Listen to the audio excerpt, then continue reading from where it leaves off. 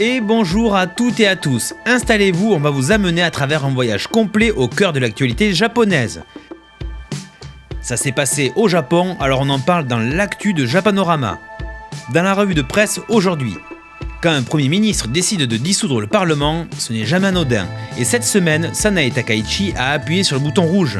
Vendredi, elle a dissous la Chambre des représentants. Et le 8 février prochain, les Japonais sont appelés aux urnes pour une élection anticipée en plein hiver. Officiellement, le message est simple. Sanae Takaichi veut un mandat clair. Elle demande aux électeurs de trancher. Est-ce qu'ils lui font confiance pour continuer à diriger le pays ou pas ? Dans un système parlementaire où le Premier ministre n'est pas élu directement, elle dit vouloir cette légitimité populaire qui lui manque depuis son arrivée au pouvoir en octobre dernier. Mais évidemment, derrière ce discours, le calendrier fait grincer des dents. L'élection arrive vite, très vite. Entre la dissolution du Parlement et le jour du vote, il n'y aura que 16 jours. C'est le délai le plus court de toute l'histoire politique japonaise d'après-guerre. Et ce n'est pas un détail, 16 jours, c'est peu de temps pour débattre, comparer les programmes, interroger les promesses. C'est aussi peu de temps pour l'opposition qui doit s'organiser dans l'urgence. Les critiques sont immédiates. Beaucoup y voient une manœuvre politique assez classique, profiter d'une période où le gouvernement est encore populaire avant que les dossiers difficiles ne reviennent sur la table. Budget de 2026, réformes économiques, inflation, tout ça est temporairement mis en pause pendant la campagne. Et puis il y a le contexte. Une élection en février, ce n'était pas arrivé depuis 1990. Dans certaines régions, notamment celles très touchées par la neige, faire campagne devient un casse-tête logistique, sans parler des étudiants en pleine période d'examen. Pour l'opposition, le timing n'a rien d'innocent. Sanae Takaichi, elle, assume.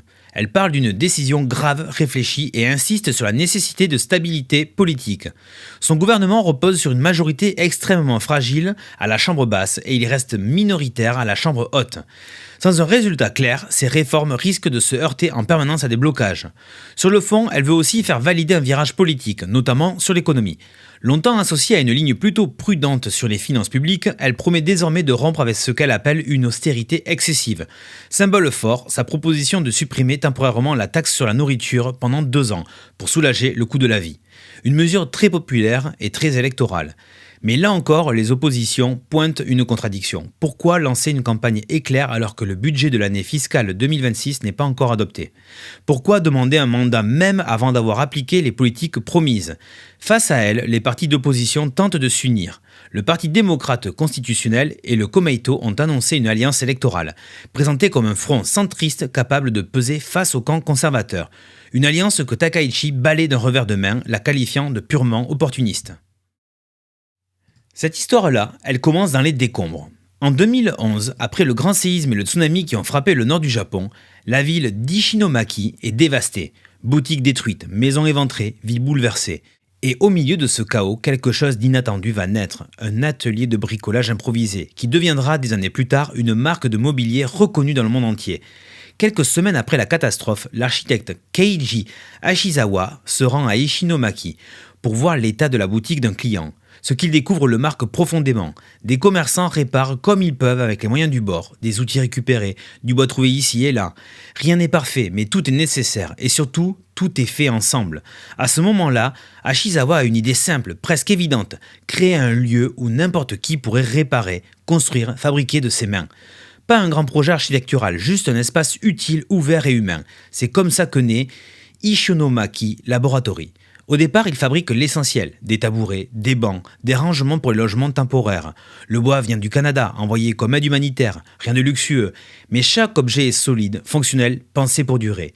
Très vite, des habitants rejoignent l'aventure. Parmi eux, un chef sushi local, Takahiro Shiba, qui se révèle incroyablement précis et minutieux dans le travail du bois. Mais l'atelier devient bien plus qu'un lieu de fabrication. Pour beaucoup de personnes relogées après le tsunami, c'est un espace pour se retrouver, parler, sortir de l'isolement.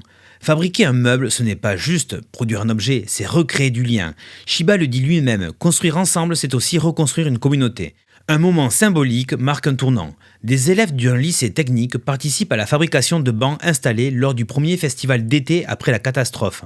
Ces bancs deviennent des points de pause, de discussion, de retrouvailles. Des objets simples mais chargés de sens. Petit à petit, la ville recommence à respirer. En 2012, les meubles commencent à être vendus en ligne. Leur design est brut, presque industriel. Vis apparentes, lignes simples, matériaux robustes. Et contre toute attente, ça séduit. Certains clients achètent pour meubler leur intérieur, d'autres pour soutenir la reconstruction. Les commandes augmentent, l'atelier grandit. En 2014, Ishinomaki Laboratory devient officiellement une entreprise avec Takahiro Shiba à sa tête. Aujourd'hui, l'atelier est installé dans une ancienne usine de séchage d'algues. Les traces du tsunami sont toujours visibles à plus de 3 mètres de hauteur. Et ce n'est pas un hasard, ici on n'efface pas le passé, on le garde comme mémoire. La philosophie du lieu n'a pas changé, des meubles simples, faciles à monter, pensés pour être fabriqués partout dans le monde avec des matériaux locaux. Et c'est précisément cette idée qui va lui donner une portée internationale. Les créations d'Ishinomaki Laboratory sont aujourd'hui envoyées dans plus d'une dizaine de pays. Mais surtout, l'esprit d'origine reste intact. En 2024, lors de gigantesques incendies au Chili, l'équipe met gratuitement à disposition ses plans de meubles pour aider les populations locales à se reconstruire. Pas de brevet, pas de barrière, juste le partage d'un savoir-faire né d'une catastrophe. Plus de 10 ans après le tsunami, Ishinomaki Laboratory continue de répondre à des besoins concrets, immédiats et humains. Cette histoire nous rappelle une chose essentielle. Parfois, les plus grandes idées ne naissent pas dans les bureaux ou dans les écoles de design, mais dans l'urgence, la solidarité et le geste simple de construire quelque chose ensemble. Le Japon s'apprête à vivre un petit événement, en apparence anodin mais en réalité très symbolique. Le 27 janvier, les 2 derniers pandas du pays quitteront le territoire japonais pour retourner en Chine. Xiao Xiao et sa sœur jumelle Lei Lei, née en 2021 au zoo d'Ueno à Tokyo, s'envoleront depuis l'aéroport de Narita pour rejoindre un centre chinois où vit déjà leur grande sœur Xiangxiang. Et avec leur départ, c'est une page qui se tourne. Pour la première fois depuis près de 50 ans, le Japon se retrouvera sans aucun panda sur son sol. Une situation presque impensable pour plusieurs générations de Japonais, tant ces animaux ont été intégrés au paysage culturel, affectif et même économique du pays. Tout commence en 1972 lorsque la Chine offre au Japon un premier couple de pandas pour célébrer la normalisation de leurs relations diplomatiques. À l'époque, c'est un geste fort, presque diplomatique avant l'heure, ce qu'on appellera plus tard la panda diplomatie.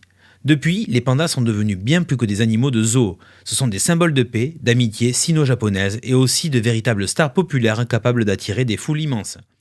Xiao Xiao et Lei Lei n'ont pas échappé à la règle. À l'annonce de leur départ, les demandes pour venir les voir une dernière fois ont explosé. Pour la dernière journée d'ouverture, la demande a été plus de 24 fois supérieure au nombre de places disponibles. Une ruée silencieuse mais très révélatrice de l'attachement du public. Pourtant, malgré leur naissance au Japon, leur destin était écrit d'avance. Leurs parents, Shinshin et Riri, étaient prêtés par la Chine dans le cadre d'un programme de reproduction. Et comme toujours dans ce type d'accord, les petits restent la priorité de Pékin.